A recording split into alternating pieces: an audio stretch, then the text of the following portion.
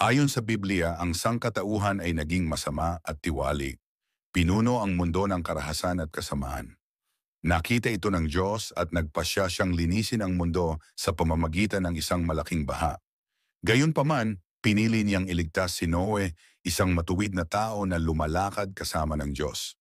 Inutusan ng Diyos si Noe na magtayo ng isang napakalaking daong, isang malaking sasakyang gawa sa kahoy, upang iligtas ang buhay.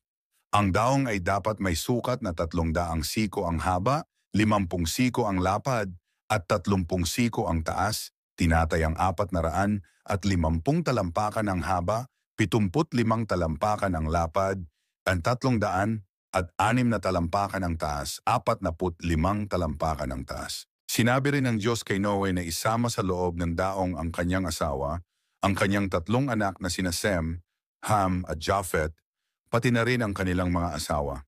Bukod dito, kailangang dalhin ni Noe ang 2 pares ng bawat uri ng hindi malinis na hayop at 7 pares ng malilinis na hayop, pati na rin ang sapat na pagkain para sa lahat. Matapos pumasok si Noe at ang kanyang pamilya sa daong, bumuhos ang malakas na ulan sa loob ng 40 araw at 40 gabi.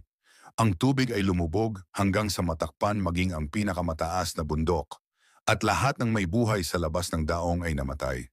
Nanatili ang tubig sa loob ng 150 araw bago ito unti-unting humupa. Sa kalaunan, ang daong ay huminto sa tuktok ng bundok Ararat. Nagpalipad si Noe ng isang uwak at pagkatapos ay isang kalapati upang alamin kung tuyo na ang lupa. Nang bumalik ang kalapati na may dalang dahon ng olibo, nalaman ni Noe na unti nang humupa ang baha. Matapos lumabas sa daong, nagtayo si Noe ng isang dambana at nag-alay ng mga handog sa Diyos. Bilang tugon, gumawa ang Diyos ng isang tipan na hindi na niya muling wawasakin ang mundo sa pamamagitan ng baha. Bilang tanda ng kanyang pangako, inilagay niya ang isang bahaghari sa kalangitan. Ang kwento ng daong ni Noe ay nagtuturo ng mga tema ng pananampalataya, pagsunod, hustisya ng Diyos, at habag. Mahalaga ito sa Kristyanismo, Judaismo at Islam, kung saan si Noe ay kinikilala bilang isang propeta.